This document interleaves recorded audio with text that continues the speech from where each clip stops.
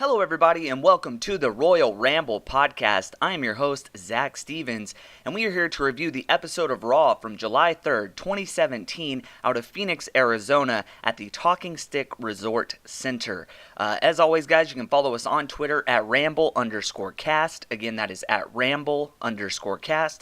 And of course, you can always subscribe to our YouTube page, where that's where you're going to find the highest quality episodes that we have to offer. So definitely check us out over there. Definitely give us a subscribe and leave us a comment. We are also on Podbean. Check us out over there at royalrambleradio.podbean.com. You can, of course, download that Podbean app and listen to us on the go wherever you are. And if you ever have any questions or you want something read on the air, go ahead and send it in to royalrambleradio@gmail.com.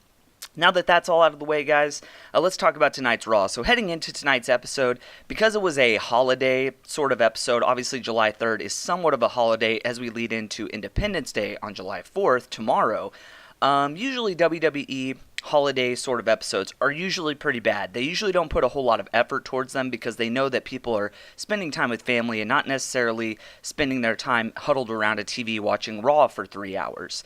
So I did expect this to be somewhat of a bad show because usually holiday episodes kind of suck. I mean, if you think back to last year's July 4th episode, remember it was the whole pie in the face of Kevin Owens and that whole embarrassing segment. So obviously tonight is not July 4th, so it is a little bit different, but we do have a SmackDown tomorrow which will land on July 4th, so we will see what they do there.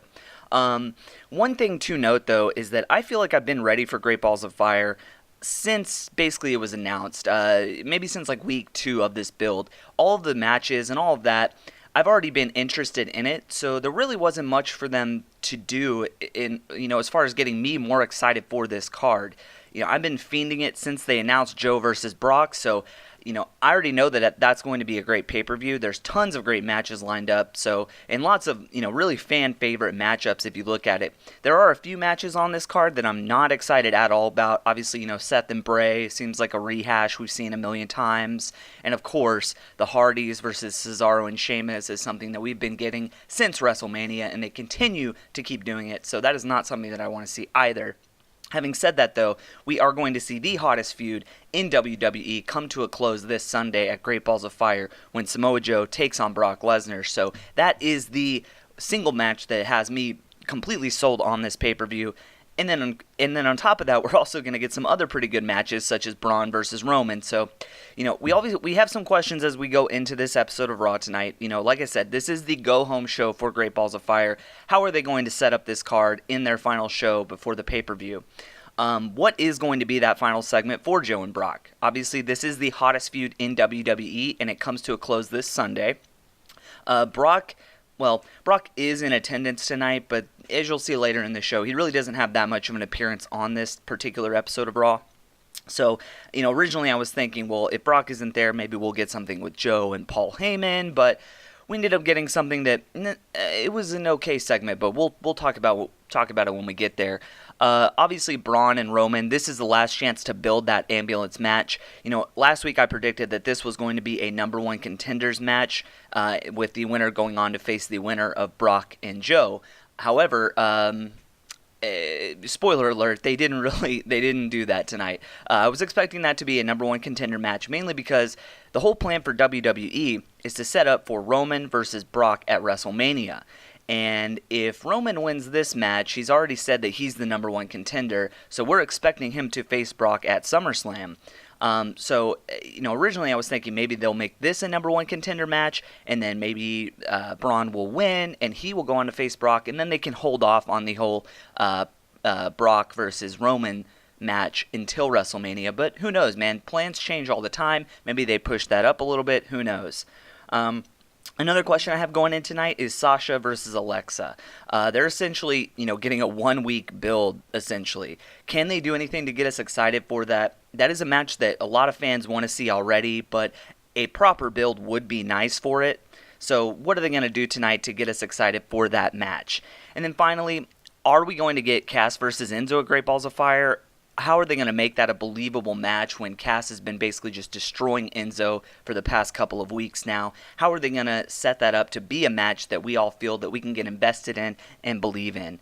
So, we start off the show tonight with a recap of all the Enzo and Cass stuff from the past few weeks. Mainly just highlighting what happened, last Monday where we got that second turn again where Cass turns on Enzo for the second time.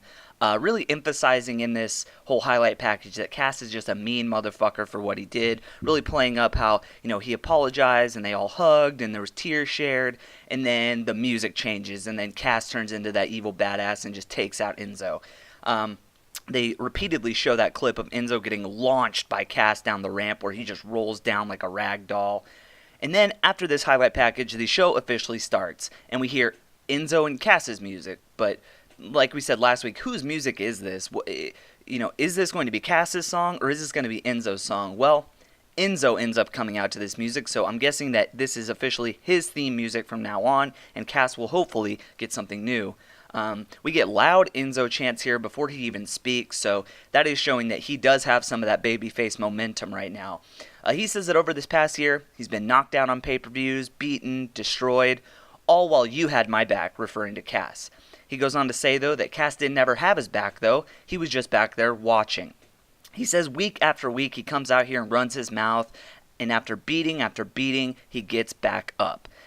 He says Cass never had his back, so what's the worst you or Conor McGregor could do to me, which they keep bringing up Conor McGregor. They gotta, attach themselves to the most popular thing in pop culture right now, as always. He acknowledges that he isn't the biggest to get in the ring, but he says that he's still one of the toughest guys to step between those ropes in a very long time. We get loud "How you doing" chants. A lot of people really feeling this promo from Enzo here. Very nice promo, actually one of the better ones in recent memory. He's actually showing some real emotion, obviously due to the story that we have at hand here. But it wasn't his typical Enzo come out there and, do like a little rhyming thing and, be acting all goofy. This was more serious, and it really showed that he does have that potential to come out and deliver a babyface promo that gets over to start off the show, nonetheless, and really get the crowd behind him. So, very promising stuff out of Enzo here. He goes on to say that confidence isn't something that you can teach. He says that he is confident and is confident in his abilities. He goes on to say that he is the smack talker Skywalker and would push his dad down a wishing well and wish him well before he ever joined the dark side. Obviously a nice Star Wars reference there. He says he's grateful for all of the kids out there wearing his certified G clothing. He says that he believes in himself, and that's not something that you can just teach. He says he is physical proof that his mouth has never dug himself a hole so deep that he wasn't able to get out of it. He says that he has climbed out of holes much bigger than 7 feet, obviously referring to Cass. He says that Cass is nothing but a 7-foot catchphrase that he wrote. This got big oohs out of the crowd because we all know that, Enzo is probably the one writing most of the promos for those guys. He tells Cass not to be mad or surprised when the merchandise check comes and it reads 0 dimes.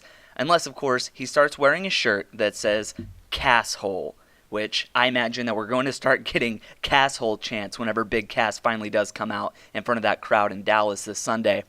Enzo then drops the mic. He starts to walk out, but then he comes back and picks it back up. I'm not sure if he forgot to say something here or what, but he just picked it back up. He then goes on, finishes his promo saying it's all eyes on him, and then he leaves again. And that was the opening promo for Enzo. Then we immediately flash backstage where Cass is being interviewed.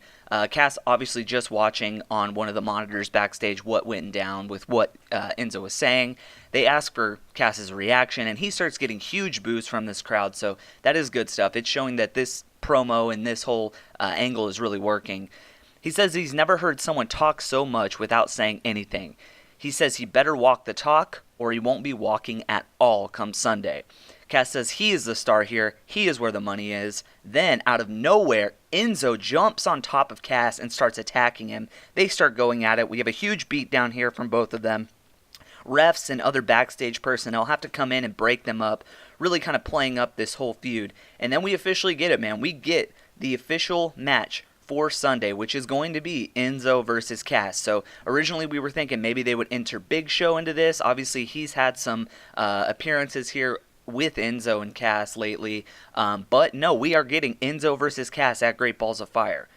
So my thoughts overall for this opening segment was that it was really good. It really started off Raw very nicely. Really great promo from Enzo here.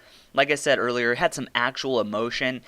And, that's something that we've kind of been missing from Enzo promos lately. Now, looking ahead to the card, I honestly can't believe that we're getting Cass and Enzo at Great Balls of Fire already. I figured they'd honestly drag this match out a little bit more, but no, we're going to get it. So, and the only way that I can see this match ending is Cass absolutely destroying Enzo and ending it right there. Cass is getting some real heat here, so this is obviously really working for him. So the only way for him to come out of Great Balls of Fire looking like a badass and looking strong is to go out there and just destroy Enzo. If he's going out there and having a 15-minute match with him, that doesn't make him look strong. That makes him look pretty weak. So he's going to have to go out there, just completely squash Enzo and end that match quickly. So we will see what happens on Sunday, but I feel like that's the only way that you can book that match and have Cass look successful and really, elevate him to have that big badass heel run now. So next up we have a Sasha, Bayley, Nia Jax, and Alexa Bliss tag match. Sasha and Bayley come out together. Sasha's doing the whole Bayley buddy arm shit that they always do, and then they head to the ring. Bayley does get a decent reaction from this crowd tonight, though. That is one thing that I wanted to note here. It's been vastly different going, for the past few cities.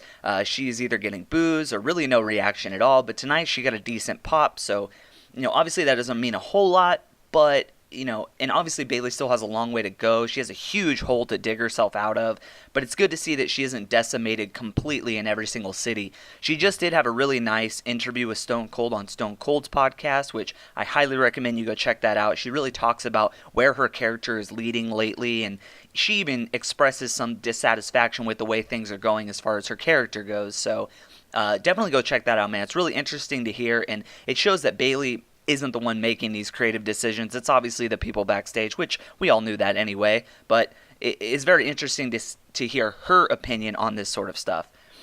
Nia comes out next, and the announcers are really putting over her performance from that gauntlet match last week. And, I have my opinions about that match. I thought it was garbage, especially when you compare it to the women's Money in the Bank match that they had the next night. But regardless, 33 minutes is impressive no matter what. Alexa comes out next. She gets a decent reaction, and then we head into the tag match. Bayley starts against Nia. She jumps on Nia immediately, but Nia just basically shakes her off pretty easily. Nia then slams Bayley to the apron. Then we get her in the corner. Bayley dodges in the corner, goes for a drop kick on Nia, but she doesn't hit the ground. Bayley then tags in Sasha. They do a double drop kick on Nia, and she still stays up, so really showing that Nia is super strong here. She's not going to go down with a simple drop kick. Sasha goes for the up and under, but Nia is able to catch her as she's doing it. She sends Nia to the outside, though, and as she comes back in, she takes out Bayley on the apron. Nia then continues to attack Bayley on the outside. Then we go to commercial, and Alexa has Sasha in a face lock, but the announcers mention that Bayley had to leave the ring after the attack from Nia. So now it's 2v1 for Sasha. She has to wrestle this match on her own in a handicap sort of situation. Really not sure what happened here. Bayley did not come back in this match, which originally I was thinking she would come back and, make the save for Sasha and really get that nice, babyface pop. But no, she did not come back in this match. So I'm not sure if she actually got injured here and this was just a way to get her out of the ring so that she didn't get injured any further, or if this was the plan all along. Very strange to not have her at least come back, though, if you're showing a whole injury angle.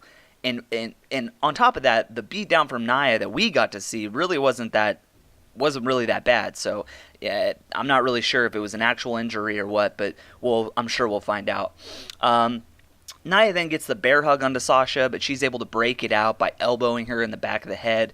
Bliss then tags back in and goes for a pin, but Sasha's able to kick out. Alexa's doing a ton of offense that nearly gets her DQ'd, basically doing things and then waiting till the count of 4 by the ref before breaking the hold or the move.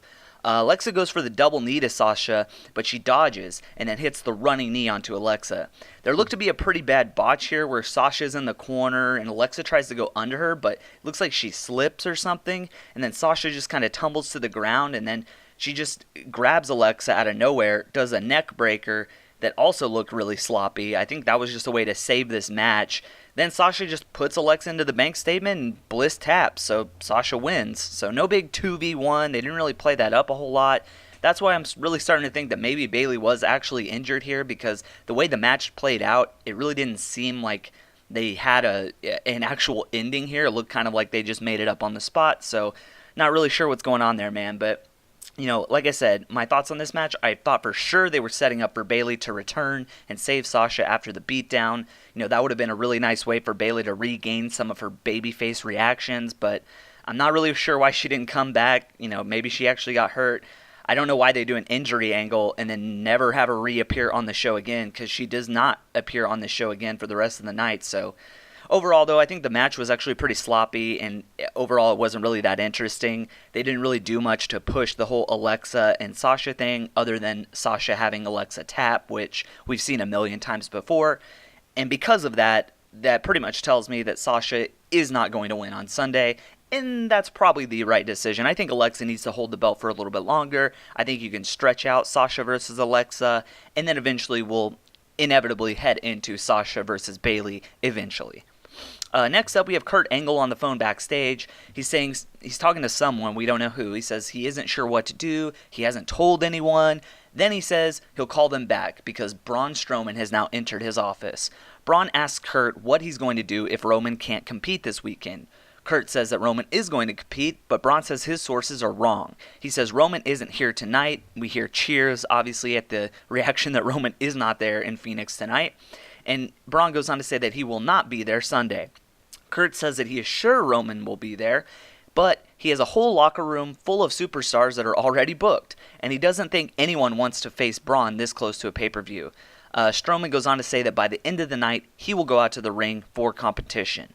My initial thought here was, I know for a fact Roman is going to be there. I know for a fact he is going to show up in this open challenge of sorts that Braun is putting on.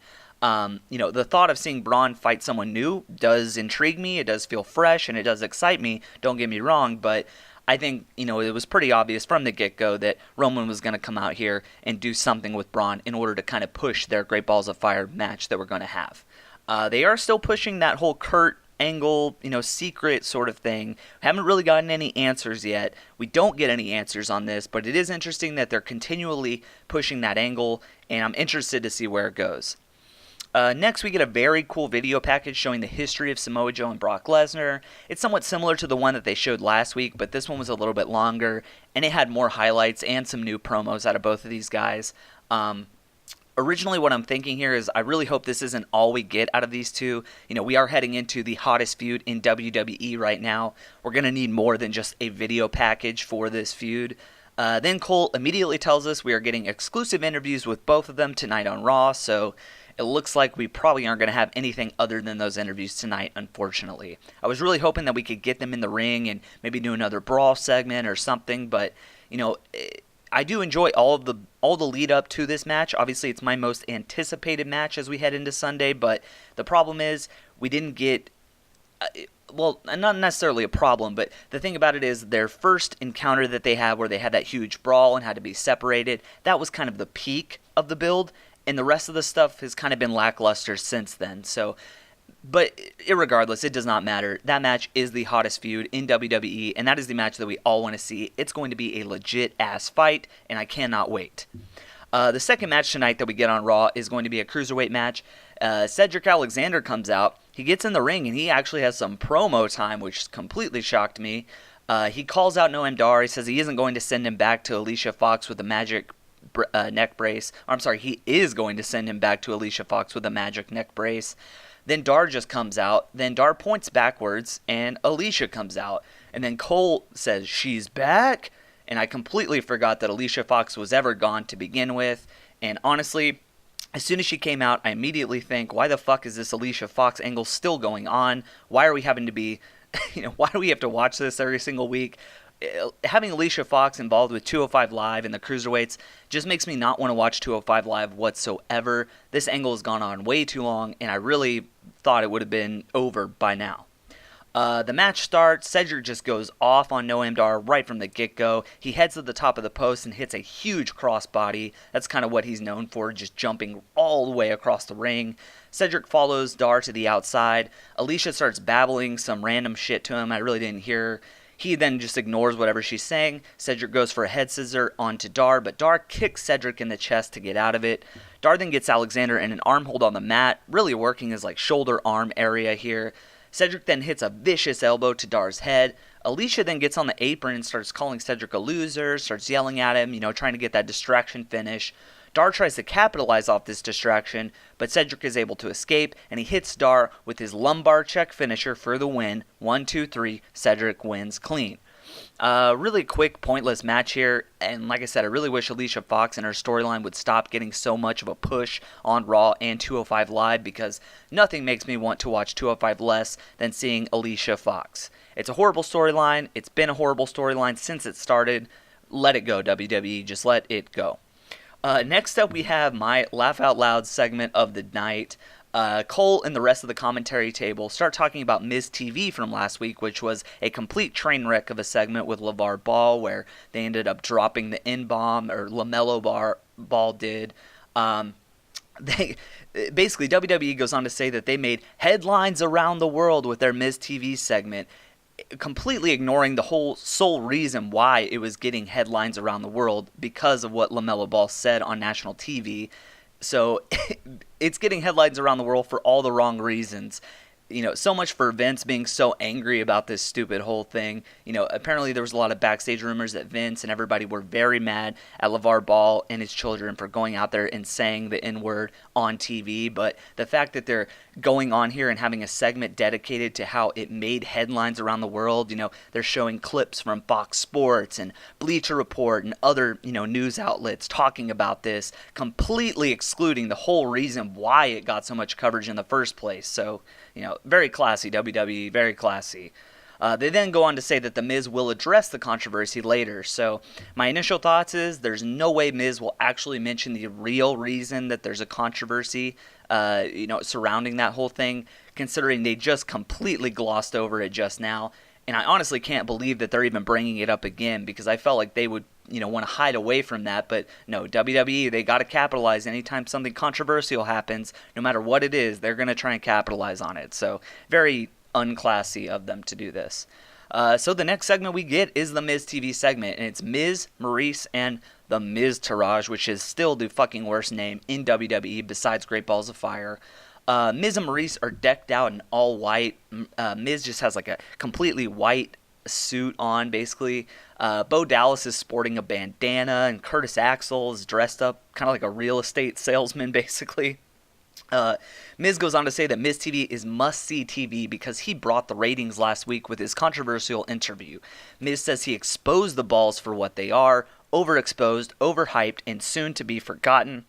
He says that Lonzo Ball will be the biggest bust in NBA history, and there is huge cheers for this. And then he eventually calls out Steve Nash, basically saying that he was a big bust too. Obviously, they're in Phoenix, and Steve Nash was part of the Phoenix Suns for a large portion of his career, so obviously getting booed there. He goes on to say that he knows talent, and that's why he chose Bo and Curtis Axel. He says LeVar Ball embarrassed himself by taking his shirt off and running around like a lunatic. He then brings it back to Ambrose, trying to remind everyone that, yes, he does have a feud with Ambrose going on, saying that Ambrose is wasted potential. He basically just says that, Ambrose was going to be the next Piper. We all thought he would be the breakout star of the Shield, but the real truth is that Dean Ambrose can't handle success. He says that each time Dean was a main eventer, he caved under the pressure. Miz says that he flourishes in that pressure, though, and he says that Ambrose can go on telling his jokes, but the biggest joke of them all will be Dean Ambrose. Then Ambrose music hits. Ambrose goes on to say that after that train wreck last week, he wasn't sure if we would get another Miz TV segment again, which, honestly, Ambrose, I'd have to agree. But then he says he heard everything that The Miz just said. He basically says that The Miz was right. He is crazy. So he wants to do this rematch for the title tonight, not at Great Balls of Fire. So as he's heading to the ring, the crowd is getting super excited. Then we hear Heath Slater's music hit. Heath comes out and he says that he pinned The Miz last week, and he says that he's never gotten a title shot for the Intercontinental title, basically never gotten a real singles title opportunity in his entire career. He goes on to say he has a family, he has kids. He goes on to say that he needs this opportunity and he has earned this opportunity. Dean then tells Heath that he needs to wait his turn. Miz goes on to tell them all to shut up. He says he goes on to say that he isn't giving them a title shot. Then we hear Kurt Angle's music. So obviously Kurt is going to come out and kind of clear things up here. Kurt goes on to say that Miz doesn't get to say when and where he competes. Kurt does. Miz mentions Kurt's personal problems that they've been teasing. Kurt tells him to watch his mouth. Miz says, why? He goes on to say he will do him a favor and he will defend his title at Great Balls of Fire this week. Just tell me who I'm going to face, Dean or Heath Slater. Kurt then goes on to say, well, you're going to face both of them. He will face Dean at Great Balls of Fire, but you will face Heath right now. The crowd pops huge here for Heath Slater. Personally, I want to see Heath Slater get a shot here too. I think that would be pretty interesting. My thoughts so far about this entire segment, it was really kind of all over the place. Really kind of a shitty segment, honestly. Not very interesting until the final moment here where Heath comes out and we tease this whole Heath getting a title shot. Obviously getting Heath involved in some way for this pay-per-view would have been more entertaining than seeing the 10,000th Miz-Ambrose match. I really don't understand why we couldn't have just put Heath into this pay-per-view match and made it a triple threat. We all know that Heath isn't going to win this match tonight that he's been awarded, so throwing him in the Great Balls of Fire card would have at least made that match more interesting. Because as of right now, this IC title match is one of the worst on the card, easily, outside maybe of like the Cruiserweights or Hardys versus Cesaro and Sheamus for the millionth time. This is just another match that we've seen way too many times, and we're all getting sick of it. So I think it would have made that match more interesting. It would have made me pay attention more if you would have thrown Heath in there to kind of spice things up. Well, anyway, we get the third match of tonight, and it's going to be the Intercontinental Championship match between Heath and Miz. Dean goes on to be on commentary here. Miz is wrestling in his entire white getup. He kind of looks hilarious here, not really wearing his in-ring gear. He's wearing white pants and a white dress shirt. But it looks hilarious, but also kind of badass at the same time. Kind of a new look out of the Miz that you've never seen before. Heath has a quick roll-up on the Miz, but Miz is able to kick out in two. Commentary goes on to make fun of the Miz's clothes and the way the Miz-tourage looks as well, them being all dressed up. Heath gets another cover on to the Miz, but he kicks out again, of course. Heath then has a nice hip toss for a near fall. Heath hits a shoulder tackle. Miz goes for a hip toss, but Heath stays grounded. He goes for another pin, but Miz is able to kick out again.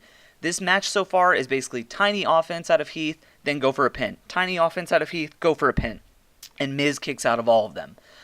Miz hits a nice kick to Slater, and he hits the ground. Heath is set up in the corner. Miz misses, though, and Heath reverses it and gets Miz in the corner. We have a nice chop on the Miz as his shirt is completely unbuttoned at this point. It's just falling apart. Heath takes Miz to each corner, chopping him in each one. Heath then rips Miz's shirt off and hits him with an inverted atomic drop on the Miz for another near fall. Miz rolls out and we head to commercial break.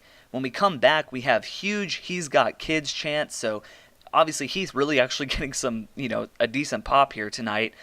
Miz then hits a neck breaker to Heath. He goes for a pin, but Slater's able to kick out. Miz's pants at this point are completely ripped right in the ass area. There's a huge hole right where his ass is. This is looking hilarious at this point. I'm pretty sure this was intentional because obviously he came out there in that getup. I'm pretty sure it was supposed to tear easily. Kind of be a little bit more of a comedy segment here. Then there's a DDT to Slater for a near fall. Miz throws Slater to the outside. The Miz's entourage then kind of crowds around Heath as he's on the ground, but Rhino comes to his aid. Ambrose has a great line on commentary here saying that the Miz-tourage is a stupid name, almost as stupid as Great Balls of Fire. Who comes up with this stuff? Then the rest of the commentary table kind of goes silent, doesn't say anything, and then Dean says, "Oh, you're just going to ignore my question?" Cole then says, "Oh, well, I wish I knew, blah, blah, blah." But good job for Ambrose for actually calling out this shitty name for both the pay-per-view and this entourage that they have going on here. Just completely horrible stuff. Then Miz goes on to do the yes kicks on Heath, which obviously get huge boos. Corey starts calling them the it kicks. The crowd is chanting no as he does each kick. One thing to note here, though, every single time that the Miz does the yes kicks, when Miz winds up for that final kick, he always misses. It happens in every single match. I swear, I promise you, keep an eye out for it. Anytime the Miz does the Miz kicks and he winds up for that final kick, he never lands it. He always misses and the opponent always reverses. It happens every single time. I've never seen him actually hit the yes kicks to full completion. He always misses the final kick. And in this match, guess what? As always, he misses that final kick, and Heath is able to reverse it. Slater then hits a series of clotheslines into a knee on The Miz. Heath hits an RKO like neck breaker onto The Miz out of nowhere for a very close near fall. The crowd really bought into that one. Miz then hits a running clothesline, heads to the top rope, but then Heath runs to the top rope, grabs him, and just power slams the fuck out of him out of nowhere. Holy shit, that was really nice. Kind of unexpected stuff out of Heath Slater.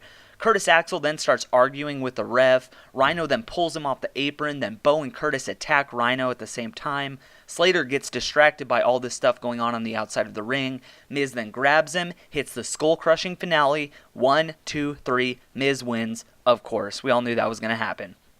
Miz then throws Slater out of the ring after the match was over, and he has the Miz-Taraj attack him. Dean then gets off of commentary as soon as this happens, and he goes down there to help Heath. He gets in the ring, but the Miz escapes. Then the Entourage hits Dean with their tag team finisher of sorts, I guess. Not really sure, but they just fuck him up in the ring. They leave him laid out completely, and they end the segment by throwing Dean to Miz and having him hit a skull-crushing finale, and then the Miz kisses Maurice. So I guess that they're done with that whole breakup angle. I guess they aren't mad at each other anymore. So I guess that's done with. My thoughts here. It was kind of a lackluster segment beforehand, but this was actually a decent match. I like how they're actually using Bo and Curtis Axel to be actual characters rather than the bumbling idiots kind of comedy guys. They're placing them to be more actual powerhouse sorts of characters, essentially. So I like that they're doing that and giving them a decent treatment here, and they're getting them involved when they really haven't been doing anything for the past couple of months. I thought it was kind of stupid to have Kurt come out and say that you're going to face both of them, one right now and one at Great Balls of Fire, because the only way that ever happens is if The Miz is going to win. So we all knew that The Miz was going to win this match. So I think it would have been way more interesting to let Heath be in that pay-per-view match rather than giving us Miz versus Dean for the millionth time. But it is what it is, man. But it's good to see that Heath is actually getting a little bit of a solos push here. And who knows, man, maybe he'll get some more shots in the future. Next up, we have Apollo Crews backstage with Titus. He says that Braun is looking for a match tonight, and this would be a perfect opportunity for Apollo. Crews just says that he just had a kid, and he asks Titus if he's seen what Braun is doing to guys lately. Titus then tells him to think about the feeling he will get if he can tell his daughter that he beat the monster Braun Strowman. And they end the segment by saying, Crews can't lose, Crews can't lose, which I have a feeling that we might end up hearing that chant being Crews can lose each time Crews goes out there, but that didn't actually happen tonight. Next up, we have Goldust in the ring. He's sitting in a director's chair all alone. He's got a gold spotlight on him, obviously decked out in gold. He says, welcome to the premiere of his latest masterpiece, The Shattered Truth. He says that he needs to thank so many people for making this possible, all of you little people, referring to the people in the crowd and us at home. He gets huge what chants here. Goldust tells them to shut their mouth, and they pretty much do. They stop the what chants. He says the only thing that shines brighter than a star is gold.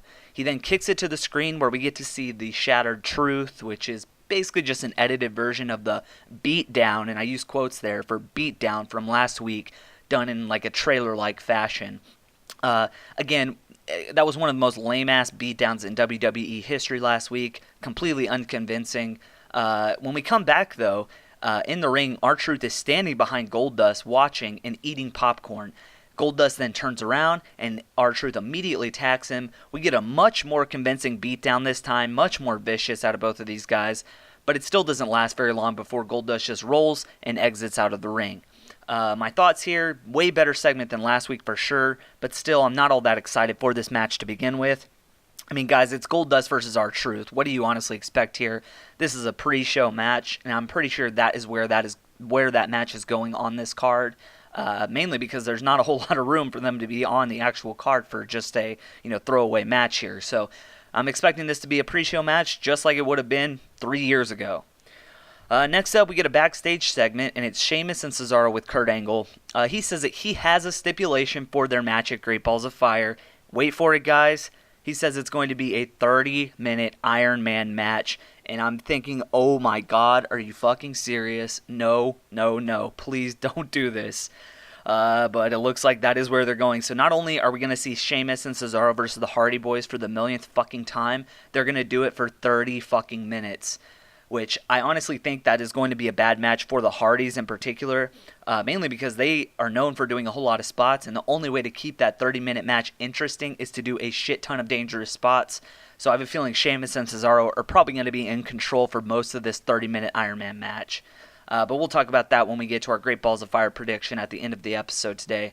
Cesaro goes on to say that he wants competition. Kurt says, well, hey, Braun needs an opponent. But then Cesaro says, well, he wants Finn Balor, saying that ever since last week, the WWE Universe has been buzzing about their match. Kurt ends the segment by receiving a phone call and telling them to be careful what they wish for. I've already pretty much shared my thoughts on this. Holy shit, we're getting another Hardys versus Cesaro and Sheamus again, but now we have to watch them for 30 minutes. Definitely don't want to see that. Not interested in the slightest for this feud or this match. And I take back what I said about Miz and Ambrose being one of the weakest matches on this card, because it is this match that is one of the weakest on the card, easily. Next up, we have Seth Rollins coming out to the ring, and Curt Hawkins is already in the ring waiting for him. I guess we're going to get a Seth versus Curt Hawkins match, not really sure what's going on here. Kurt is on the mic, though. He says that this is ridiculous. He says that he should be facing Braun Strowman, not Seth Rollins. He says that the people of LA didn't believe in Curt Hawkins, and that hurt his feelings a little bit. So he wants to see if the dummies in Phoenix tonight can get it right. He goes on to ask if they think he's going to lose this match tonight against Seth Rollins, and they cheered loudly. Obviously, he was expecting them to boo. Before he can ask his next question, though, Seth grabs the mic, and he asks who thinks Curt needs to shut the hell up. The crowd cheers emphatically, and then Seth says, so do I, and he punches Curt in the mouth. Then the match starts. We get Let's Go Rollins chants to start. Seth then just grabs Curt Hawkins and immediately hits his running knee finisher that still has no name. 1, 2, 3, Seth wins. So that was just a complete waste of time, complete squash match, and Curt Hawkins rolls out of the ring, and that's it. Again, I noted here, why doesn't his finisher have a fucking name yet?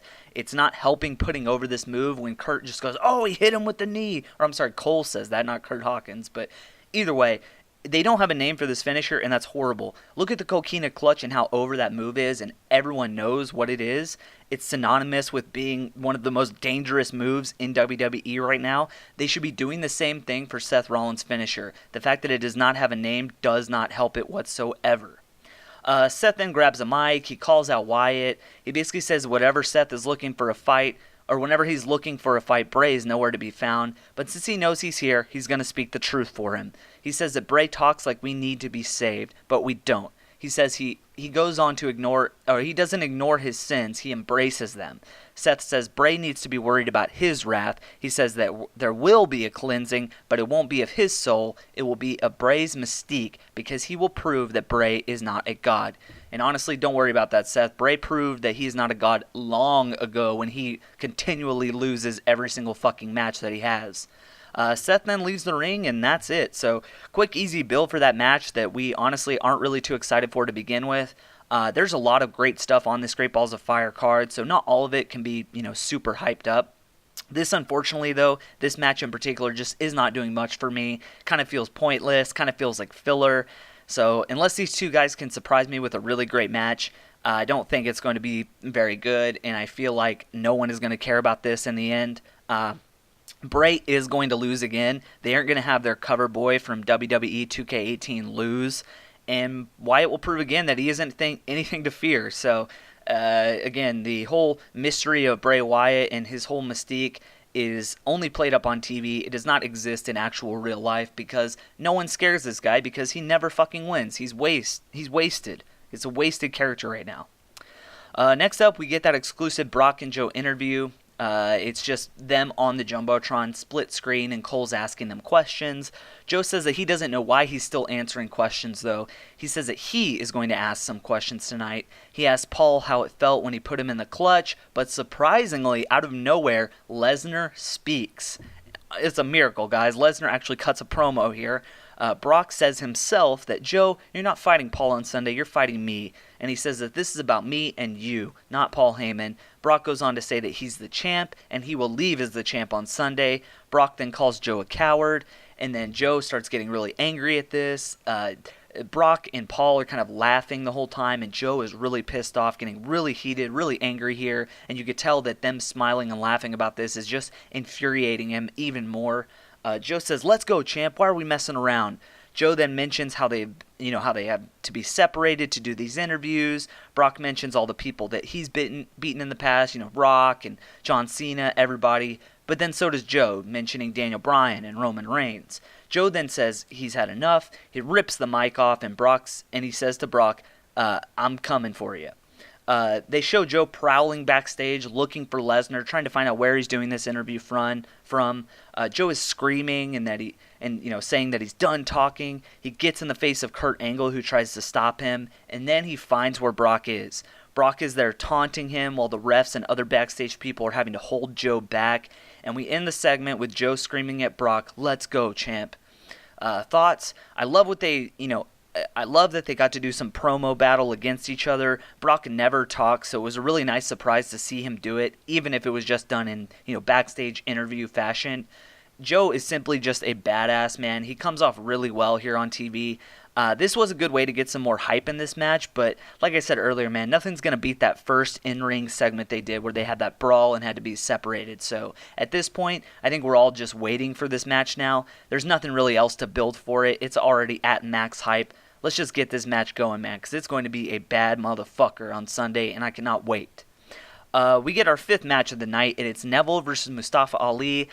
I'm not going to go super deep into this, guys, but I'm just going to say this. Mustafa Ali is a fucking badass. I love when he's in the ring. He really embodies what it is to be a cruiserweight, always delivering on high-flying action, something that most of the cruiserweight guys don't even do anymore. And honestly, I wish that they would do more high-flying stuff because that's what makes them such an attraction. So Mustafa Ali really doing this a lot makes these matches interesting. There were a few very close near falls here from Ali onto Neville, but in the end, obviously Neville's going to win as he heads into that match with Tozawa this Sunday. He gets the Rings of Saturn onto Ali, and Ali has to tap out. So Neville versus Akira Tozawa might be a pretty good match, but there's just not a whole lot of interest in the cruiserweights right now. So, who knows? We'll see what happens on Sunday. Next up, we get a weird Bray Wyatt promo where he's standing outside, actually outside in the sun, which is something that you never see. It looks like they honestly just went somewhere on location in Arizona today and filmed this because there's cactus and mountains in the background behind him. And to be quite honest with you guys, I barely paid attention to what Bray Wyatt was saying here because it's always the same shit and it never amounts to anything. So why am I going to pay any attention to this shit? This promo, it was seriously all over the place. He's making mentions of all the various feuds going on in the WWE, basically saying that, he caused these things to happen because he is a god. He calls out Seth, saying that he is the wrath that consumes him. He's the temptation that keeps his mind wandering at night. He says that this Sunday, Seth will look into the eyes of a god, but he will not go blind, but for the first time, he will see. Oh my god, this is such, it's just so shitty, man. Who comes up with this shit? The fuck is this? Anyway, man, these promos are just fucking stupid and so old at this point. I just completely lose interest anytime I see Bray Wyatt on the screen now, especially when he does these cryptic promos that just don't really make any sense. He's been doing the same shtick over and over for years now, and I'm just tired of it, especially when he just goes out there and he loses. So he has all these huge cryptic promos, really trying to be, really playing up his mystique and being a god and all this stuff. And then what does he do? He goes out there and just fucking eats a pin really easily. So it doesn't make any sense, man, and I just don't give a fuck what he says anymore. Next up, Alexa has an interview backstage where she tells Charlie that she let Sasha win tonight intentionally. Charlie goes on to say that she doesn't think anyone's going to believe that, and then Alexa says, no one cares what you think, and that's why you're holding a microphone and I'm holding the title. And she walks away. So it's pretty quick, really showing that Alexa Bliss is still kind of that bitchy attitude heel that she really hasn't gotten to show off lately. Honestly, she's been kind of cold, especially because most of the segments that she's been getting lately have been complete trash, even though she does her best to try and make them interesting. She just can't overcome horrible fucking writing This Is Your Life and all that other shit that she did. So I feel like she's kind of cold heading into Sunday, but I still think that she will retain the title. We head into the sixth match of tonight, which is going to be Cesaro versus Finn, and it'll be the sixth match if you actually count Kurt Hawkins versus Seth even as a match, even though it lasted about 2 fucking seconds. But as the match is about to start, the Hardy Boys music hits. They come to the ring dressed in street clothes, so you obviously know right from the get-go that they are going to get involved in the show somehow tonight. But they're on commentary. The match starts, and Matt says it's wonderful to be on Raw, obviously playing into that broken gimmick again. Cesaro and Finn start off in a headlock. We get "Let's Go Balor" chants. Both guys starting off with some nice intensity here. Jeff starts talking on commentary, but his mic isn't on, so they have to redo the line because no one could hear him. So nice botch from the studio guys there. Finn sends Cesaro to the corner for a series of chops. Then Finn starts stomping Cesaro on the apron, really showing a lot of aggression here from Finn. Really love the intensity that both of these guys are using in this match from the get-go. Cesaro throws Finn into the bottom turnbuckle and then starts stomping him. They trade even more chops here. Finn is then sent to the outside, and we head to commercial. When we come back, Finn has Cesaro in a roll-up, but Cesaro is able to kick out. Cesaro then gets a pin on Finn, and he kicks out. Cesaro then hits a suplex and then gets Finn on the mat in an arm lock. Finn eventually dodges Cesaro in the corner, jumps over the top rope, and Cesaro catches him for a slam, really showing off a lot of strength there. Cesaro hits a flying uppercut for a near fall. Then he goes for the Gotch neutralizer, but Finn is able to slip away, and he stomps on Cesaro's chest. Finn hits a dropkick, though. Hits a dropkick through the middle rope, sending Cesaro to the outside. He then hits a kick. Then he hits that kick that he always does, where he runs across the apron and kicks the shit out of someone in the face. Does that to Cesaro here. Big pop for that. Big reaction. Finn then hits a sling blade. He heads into the corner. Then we hear an acoustic guitar. Just one chord. Just bling. Finn looks around. He gets distracted. Obviously, it's Elias Samson. Cesaro picks up Finn, throws him upwards, and hits the uppercut as he comes down. He goes for the pin. 1, 2, Finn kicks out. So the distraction did not work on Finn Balor this time. Cesaro hits a few more uppercuts. He heads to the top rope, but Finn catches him with a kick. The ref then gets distracted by Sheamus on the apron, and Samson is able to grab Finn's legs as he's bouncing off the rope. Finn just hits the mat here. Then Matt and Jeff get off of commentary. Obviously, we knew they were going to get involved. They come off commentary, they come down, they start beating down Sheamus and Samson. Then Balor flips over the ropes onto all of the men. Samson goes towards Balor, but Matt then grabs him and hits a twist of fate. Cesaro hits an uppercut to Jeff. Then there's a drop kick onto Cesaro that sends him flying into the barricade from Finn. Balor then throws Cesaro back into the ring, hits the coup de grace. 1, 2, 3, Balor wins. Thoughts? Pretty good match here. I was expecting a little more, though. Obviously Cesaro and Finn Balor are two of the best in the world when it comes to in-ring stuff, and honestly, I kind of felt like Cesaro really didn't go all out on this one like he normally does. Same with Finn. We really saw a limited offense out of Finn Balor here as well, which it kind of makes sense. I mean, this is a free TV match, and even though these are two of the best in the world in the ring, we are heading into a pay-per-view in like 6 days, so they aren't going to do a whole lot of crazy spots here, even though that's something that I really would have wanted to see out of these two guys, especially when they're facing each other. So really not a big deal. It was still a good match, and I'm always down to see Cesaro and Finn in the ring. We still do not have an official announcement of Samson versus Balor at Great Balls of Fire, but they sure are building that as a match. If they want to put it on the card, they can, because they have been building it towards something. So even though we haven't had an official announcement of it, we might see that on the pre-show, or maybe it'll sneak onto the main card. I mean, obviously Finn Balor is a main event.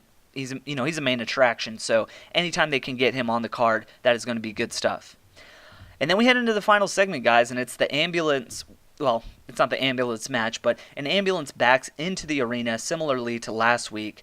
They show highlights from last Monday, Roman getting thrown around like a rag doll. Then Braun just comes out to his music as usual. I originally kind of was thinking that Braun was driving the ambulance, but he was not. So obviously Braun comes out, and we're all thinking, who is he going to get for his competition tonight? Is it going to be something fresh and exciting, or is Roman going to come out and, deflate the crowd? Braun says that there's a few things in this world that he likes more than hurting Roman Reigns. The crowd cheers, of course. Then Braun botches this line, and I quoted it here word for word. I don't know if I'm going to be able to express how funny this actually sounded. He just got his words mixed up a little bit, and it kind of meshed together in this hilariously awkward sentence that makes no sense. But he said, "I like hurting Roman Reigns, and the fact that he's too stubborn to stay down, so I keep knocking him back down. That was word for word what he said. I like hurting Roman Reigns and the fact that he's too stubborn to stay down, so I keep knocking him back down. Really hilarious, honestly. Not sure what he was really trying to say there, but the crowd really didn't. I mean, they didn't give him a shit for it. They were like, oh, yeah, Roman Reigns sucks, yeah. Anyway, he says if Roman shows up Sunday, he will leave in the back of an ambulance just like he did last week. He says Roman isn't here, but he still wants competition. He tells Kurt Angle to send out whoever it is right now. Then we wait, and we get Titus's music. Obviously, we saw earlier that Titus convinced Apollo to fight Braun, so is it actually going to happen? He calls Braun the man with the plan, which I thought that was Brian Kendrick. Might have to go to gimmick infringement court with that. Titus then says that the man he's about to bring out here is more competition than Braun could have ever imagined. He says that he wants to come out and prove that monsters can be defeated, and Apollo comes out to a very mild reaction. No one really cheering for Apollo here at the start. So we are going to get Apollo versus Braun. That is our main event match tonight, I guess. Cruz starts off quick, really going fast here. A lot of intensity, very quick pace for Apollo. He gets Braun in a headlock, but Strowman just throws him down and hits the big boot. Cruz is thrown out of the ring, and the ref gets to a count of 7 as he climbs back in. And as soon as he does, Braun then starts the beatdown again as he rolls in. He starts delivering clubbing blows to Cruz's chest. Strowman starts dragging Cruz out and just kicking him around, just completely just dominating and destroying this guy. We have these loud battling chants of "We want Roman," "Roman sucks" going on. Cruz, meanwhile, he starts to rally a little bit while this is going on. Cruz hits a few kicks to Braun's head. He then takes out the legs of Strowman, and he finally gets him down. Then Cruz goes for a standing moonsault, and Braun just lifts his legs up and kicks Cruz as he's coming down, sending him across the ring. Holy fuck, guys, you gotta see this. I honestly thought this might have been a botched because you don't ever see them do this. This looked pretty dangerous. Basically, Cruz does the backflip, and as he's coming down, Braun just kicks his fucking chest and launches him across the ring. Looked super dangerous there. Easily could have broken some ribs doing that move. So I wasn't sure if that was a botch or if that was actually intended, but going back and watching it, it actually looked like they did this decently safe. So props to those guys for kind of setting up that spot. Anyway, Braun then picks up Cruz. He hits the running power slam, goes for the pin. 1, 2, but then Strowman stops the pin himself at 2. He then picks Cruz up again and goes for another power slam. 1, 2, Strowman stops it again. So obviously really trying to just beat the fuck out of Apollo Crews here, just completely decimating this guy. Then he goes for the power slam a third time, and this time he finally lets the pin complete. 1, 2, 3, Strowman wins. Braun then continues the assault after the match is over, but then Titus finally comes to help. Strowman then hits Titus with the running power slam, and Titus is just out after one of them. He's just completely dead at that point. Braun then rolls to the outside. He grabs Apollo with him as he's going out, and he throws him over the barricade into the crowd.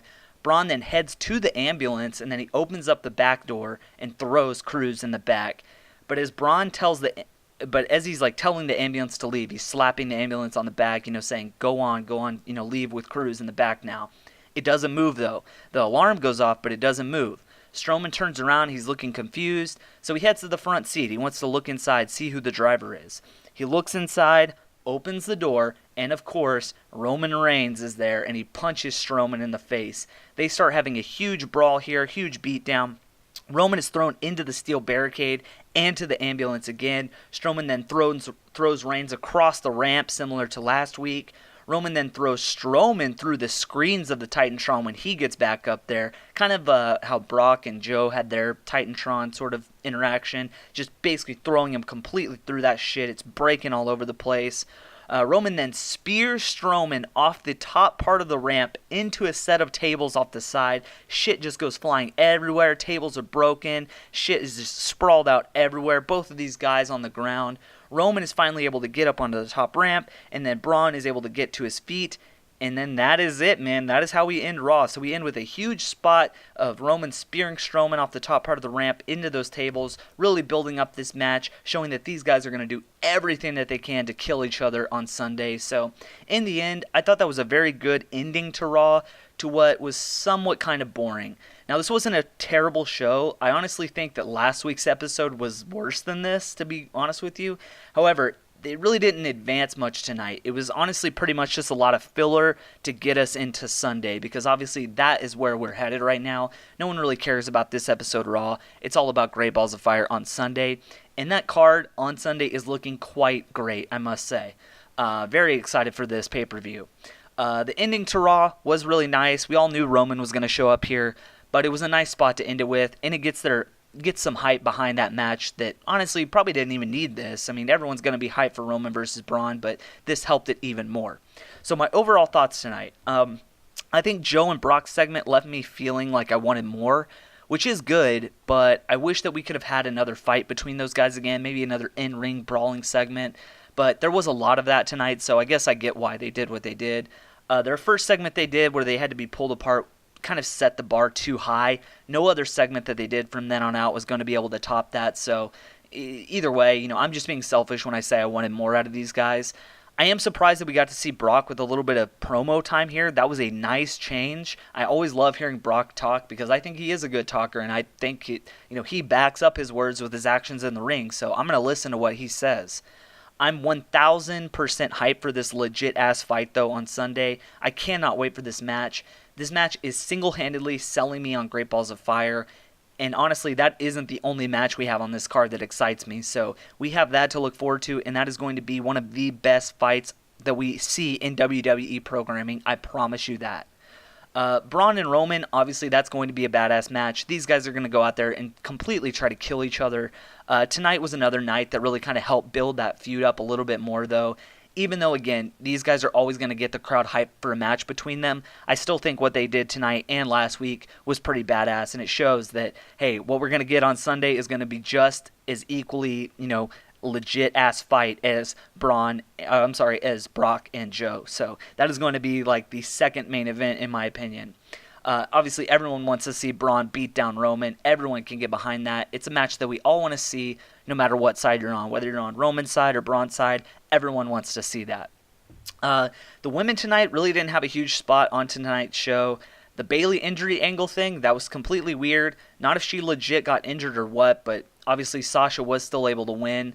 This, of course, makes me feel like she has no chance at Great Balls of Fire, but who knows, man? I mean, Alexa really hasn't been herself lately. Like I said, she's been kind of getting a lot of shitty segments from the writers and backstage people, but I still don't think they're giving up on Alexa quite yet. I still can't believe we're getting a 30-minute match between Cesaro, Sheamus, and the Hardy Boys. I'm so over these two tag teams that I honestly might take a nap during their match on Sunday. 30-minute break sounds pretty decent to me. I wasn't sure how I could be less excited for a match, but they somehow found a way to do that tonight by making this an Iron Man match. So hopefully this is the fucking end of these two tag teams, but I seriously doubt it. Maybe we can actually get the Revival for once mixed into this shit. Who knows, man? But I'm completely sick of these two teams fighting, and I don't want to see a 30-minute Iron Man match at all. Miz Ambrose segment tonight was kind of all over the place. This match and the Seth Bray match are both a head-scratcher for me. I wish they could have found a more compelling pairing for this pay-per-view, but not every match on this card has to be, a dream match, so I get it. Overall, though, this episode of Raw was kind of boring for me. Nothing really super exciting to come out of this episode. The Finn and Cesaro match was pretty nice, but I don't even think I'd tell you to go back and watch it, honestly, mainly because there just wasn't enough noteworthy stuff to come out of that match. There weren't a whole lot of awesome spots or anything, so in the end, man, I feel like these guys will have a better match down the road. So, decent episode to remind people, what the feuds are, which is what a typical go-home show should do. It's there to promote their pay-per-view. It's not really there to make a great episode of Raw. So it felt like more of a promotion at times for their pay-per-view than it did an actual, TV show, which makes sense. I mean, they've got to sell their pay-per-view, but in the end, I think this was just a decent episode of Raw, and at times got pretty boring. So yeah, man, that is our review of Raw. Let's head into our Great Balls of Fire predictions as we head into that pay-per-view card on Sunday. Obviously, we still have some matches that have not been officially announced, including Goldust and R-Truth, or Finn Balor and Elias Sampson, but I have a feeling that those are two matches that we are probably going to get. Let's start off with Goldust and R-Truth. This is a pre-show match, no matter what. It will be on the kickoff show if it ends up anywhere, and I honestly don't really care who wins. I have a feeling that it's going to be Goldust, though, because they're really pushing his whole heel persona right now, and having him lose would kind of deflate that. So it makes the most sense to have Goldust win, and especially because R-Truth kind of got the better of him tonight in that beatdown. So I'm going to say right now that Goldust wins definitively in the kickoff show. The other match that hasn't been officially announced is Finn Balor and Elias Sampson. Now, obviously, they've been teasing the builds between those two guys. They're obviously getting involved in each other's matches lately. Not really sure where they're going to go with this. Elias has had no pay-per-view presence at all since he's come up to the main roster.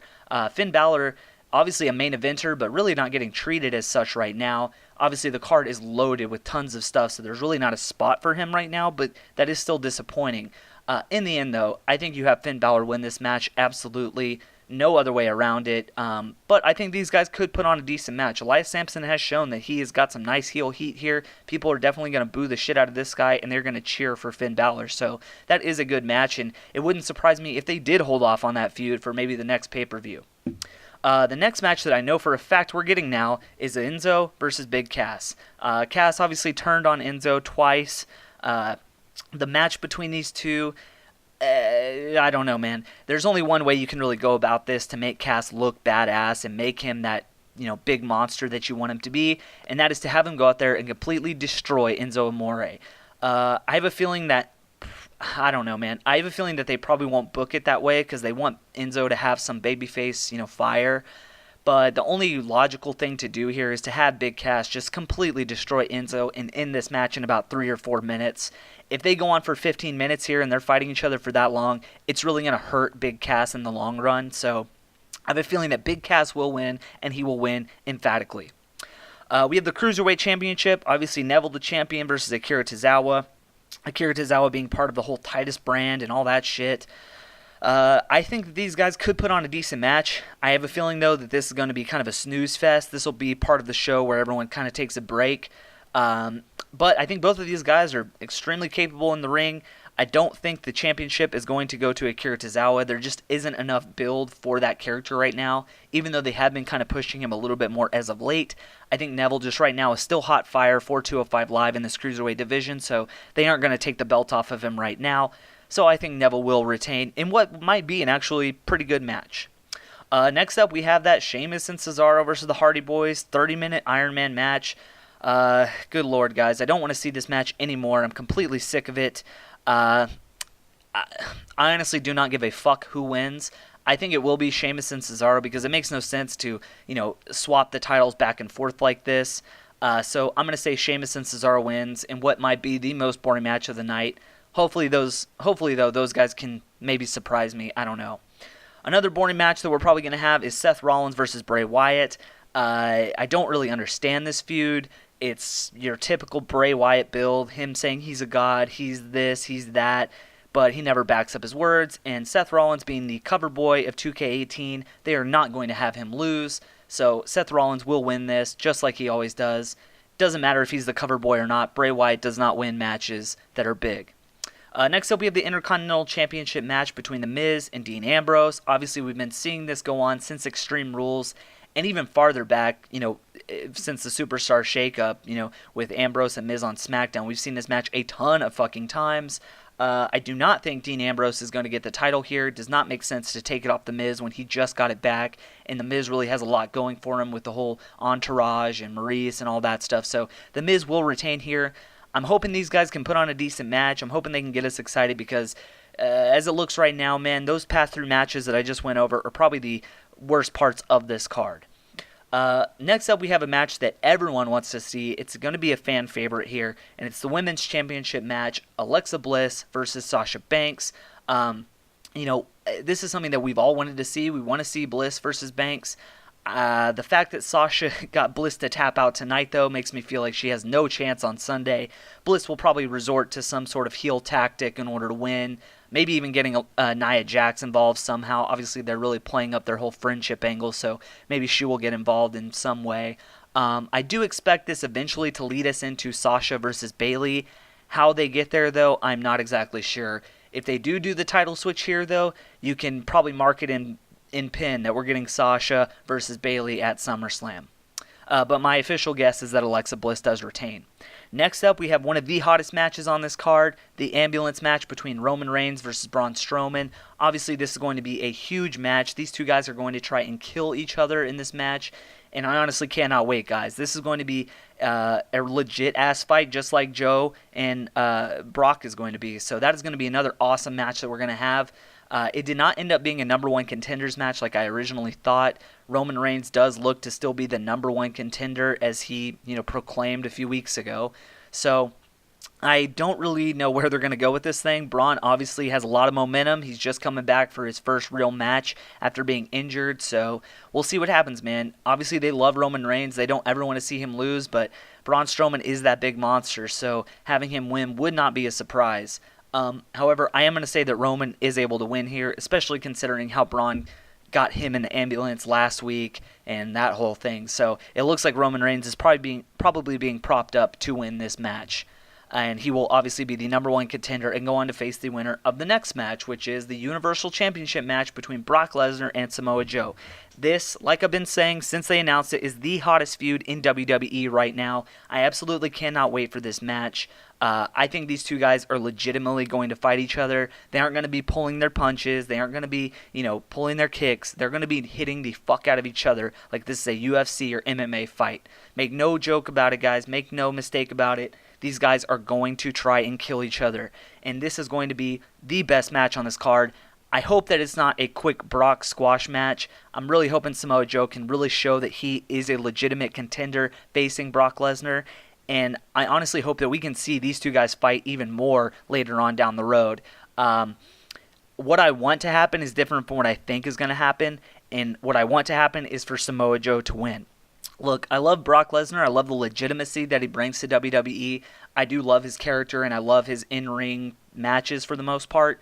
However, I want the Universal title on TV. I want it to have a presence on the show, and the fact that Brock Lesnar is a part-timer and we don't ever get to see the main title that's on Raw, we don't ever get to see it on Raw at all, makes me want Samoa Joe to hold it and for him to become that new big badass. So, I think that would be pretty awesome. And the way they've been setting things up is Roman Reigns and Samoa Joe kind of have a little bit of a feud going on. Obviously, Roman not referring to him as Samoa Joe, really talking shit about his Samoan heritage, calling him, basically a fraud. So if they do go that way and Brock Lesnar loses the title to Joe on Sunday, they're setting up for Roman Reigns versus Samoa Joe at SummerSlam, which I think would be a very, very good match. So we will see what happens, guys, but what I'm going to say is I think Brock Lesnar does retain, unfortunately. I don't think we're going to have any title swaps on this pay-per-view card, but if they did it, man, if they put the title on Samoa Joe, that would be one of the biggest turns and one of the biggest swerves in recent memory. So I really hope it happens, but my initial guess is that Brock Lesnar will retain. So yeah, guys, that is our predictions. That is our review of Raw. If you ever have any questions, man, send them in to royalrambleradio@gmail.com. Check us out on Twitter at @ramble_cast. Subscribe to our YouTube page. Like I said at the top of the show, that's where you're going to find the highest quality episodes that we have to offer. So definitely check that out over there and give us a subscribe. Really appreciate that. And of course, check us out on Podbean at royalrambleradio.podbean.com and search for us on the app, and you can listen to us on the go. Again, guys, I'm your host, Zach Stevens. Thank you, and I am out. Peace.